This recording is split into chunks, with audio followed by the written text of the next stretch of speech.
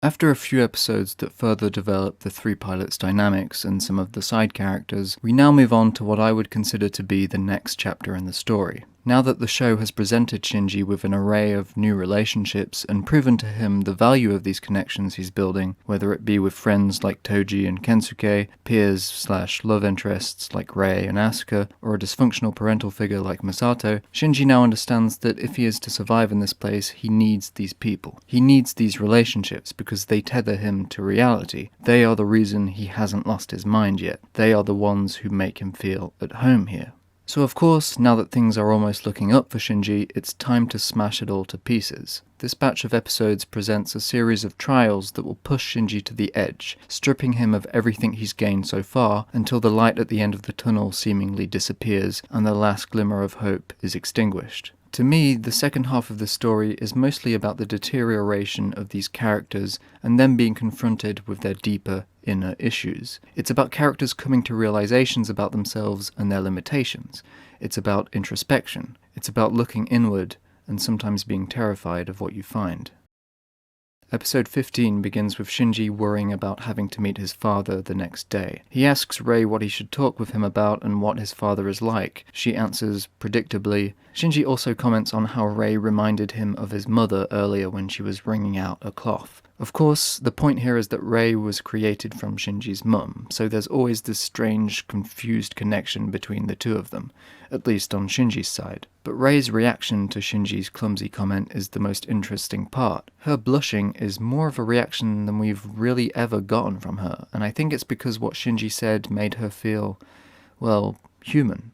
The idea that she could be a mother one day is not something she'd ever thought about before. She's never really felt human before. This episode also proves itself to be one of the more romantic entries in the series, as both Asuka and Misato's plotlines involve some kind of date. Firstly, Asuka calls up Kaji to try and get him to take her out, but she ends up agreeing to go on a date with Hikari's sister's friend. And later that night, she asks Misato if she can use her lavender perfume. Now, as I stated in part 2, a very important aspect of Asuka's personality is that she's constantly trying to prove how mature she is. If we go all the way back to episode 8, we can see this in her relationship with Kaji, which is just another expression of this desperate attempt to be perceived as psychologically and sexually mature. Meanwhile, Misato gets ready for a wedding that both Ritsuko and Kaji will also be attending. And to me, the dynamic that Misato, Ritsuko, and Kaji all share is one of the most enjoyable aspects of the series. Watching Misato and Ritsuko discuss which dress to wear to the wedding while working in the control room at NERV, or hearing Ritsuko tease Misato about Kaji always being late to their dates back in the day, puts a smile on my face, because it's not often that we find characters that feel genuinely human in anime. And in contrast with the psychological horror of Shinji's character and the exaggerated tsundere-ness of Asuka, sometimes it feels good to just relax with these grown-ups, who Anno does such a good job of writing in a way that makes them feel like actual, real people, who have known each other for years and thusly have fairly complex and believable dynamics.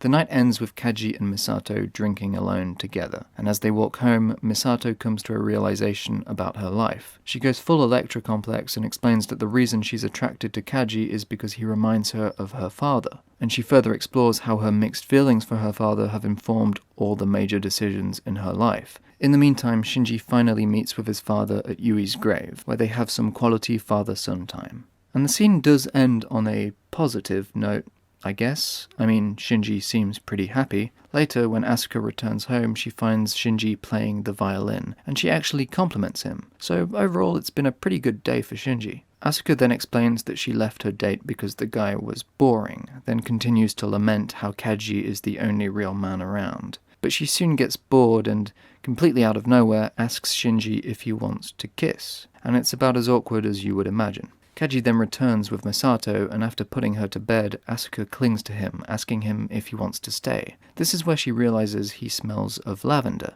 and she gets a bit jealous. The next episode is the first real instance of one of the things Evangelion is most known for, the experimental, introspective sequences. We got one earlier in episode 14 where Rei kind of questions her identity, but it's so short that I didn't really feel the need to cover it. But this one deals with Shinji's insecurities. The episode is intentionally structured to mess with Shinji's confidence. We open with Asuka berating him for always apologizing and being too self-deprecating. This makes Shinji question himself a little bit, but it's the next sequence that really messes with his ego.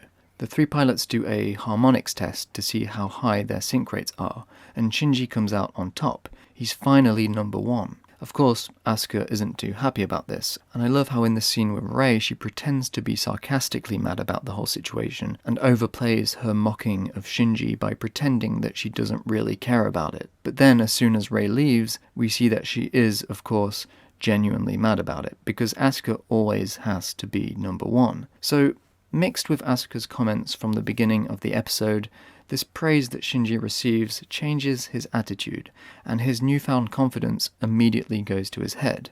As the next angel appears, Shinji is swallowed up by its shadow, and finds himself trapped in this void, confronted with his inner demons. Classic Shinji. As soon as he finds an ounce of confidence, he's swallowed by a shadow alien. As the Ava's life support starts to run out, Shinji goes through various stages.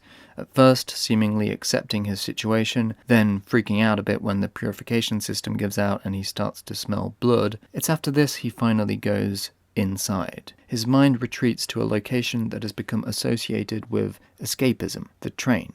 He starts talking to Shinji, but this Shinji isn't himself. This other Shinji wastes no time in confronting him with his fears and anxieties, explaining that there are multiple versions of Shinji and that he is afraid of the Shinji in other people's minds. Shinji then starts thinking about who's to blame for his situation. His first thought is his father, but he quickly goes back to blaming himself as the memory of Asuka's comments from the beginning of the episode comes rushing back. Shinji is brought back to considering his relationship with Gendo, recalling the time in episode 12 where he finally received praise from his father.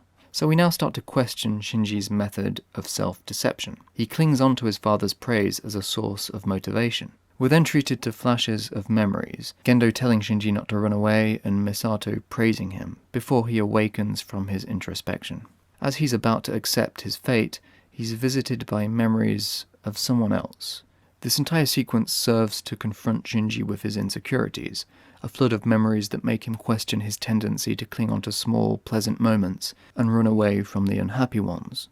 Essentially, Shinji's subconscious is telling him not to give up, not to run away anymore, but it's only the image of his mother that actually pushes him over the edge. The parent-child relationship is obviously very important to the psychology of this show, as a majority of the main characters have some kind of fucked up complex linked to at least one of their parents. The next episode gives us some nice bonding between Shinji and Kaji. Kaji shows him his secret garden, and he explains that having something to care for and nurture makes him happy. He then asks Shinji if he's found something that makes him happy. This is what Shinji learns from Kaji. He needs to find something that he can care for, some kind of outlet, a hobby, a pastime. He also says this. This conveys to Shinji that experiencing pain and traumatic events doesn't necessarily make you weak. It can actually make you a more understanding person. So the second lesson Kaji imparts is to use your painful experiences to better yourself instead of wallowing in sadness. Now, after nearly dying himself, this episode sees Shinji having to deal with almost losing one of his only friends, Toji. You see, as it turns out, all of the students in Shinji's class are actually potential Ava pilots, and Toji was selected to be the fourth pilot. But everything goes to shit during Toji's sync test, as it turns out that an angel has taken control of the Ava. So of course Shinji is the one who has to deal with this situation, but he knows that there's a pilot in there and refuses to fight back, saying that he would rather die than kill a human being. So his father cuts him off and decides to use the dummy plug instead. And, not even knowing that it's Toji who's inside the Ava, he ends up almost killing him. The fact that he couldn't do anything about it and was completely powerless makes it even more of a traumatizing experience for Shinji. The reason why this happened on a thematic level is that this plays into the idea of the hedgehog's dilemma, which was discussed in episode 3. It's an important moment for Shinji's character because we know that Shinji is someone who is afraid of hurting the people he cares about. Combined with episode 16, this part of the story seems intent on exploiting Shinji's weaknesses and character flaws in order to break him down, continuously pushing him until he reaches his breaking point. Being put into this situation where he almost kills one of his only friends would be a good excuse for him to give up, for him to just run away once again. So it's a dilemma. It's another decision that Shinji has to make. Do I run away for good this time because I can't take it anymore, or do I just keep going? So, how does Shinji deal with this situation? Well, he gets mad. Real mad. He lashes out against his father, even threatening to blow the base up. But Gendo knocks him out and they extract him from the Ava. So what does Shinji decide to do? You guessed it, he decides to leave. for good this time. Surely.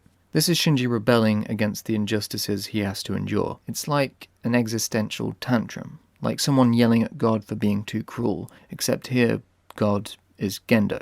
So Shinji decides to reject it all, preferring to distance himself as much as he can from this cruelty and injustice. This fucked up relationship with his father, combined with the sequence of Shinji being held in jail and then triple handcuffed and sent to Gendo, who starts listing his crimes, gives this whole thing a very Kafka-esque vibe. Misato warns him that severing his ties with everyone will make his life a lot harder, and I love how Anno frames the two characters as far away from each other as possible, to visually convey how determined Shinji is to distance himself from everyone. And here we are. Shinji once again finds himself at the train station. He's cut all his ties, no one is going to come and try and convince him to stay. He's all alone. So I'm sure you can guess what happens next. If this is a story about testing Shinji's resolve, then the only plot point that would make sense to happen next would be, that's right, an angel appears just as Shinji is leaving. The narrative is putting pressure on Shinji. He can't just walk away willy-nilly. An angel is here, and if he doesn't fight it, then someone else will have to. The question becomes, can he live with that? And the story keeps adding to this pressure, like when Unit 2's head lands right next to Shinji in the shelter. It's a bit on the nose, but it serves its purpose in the story.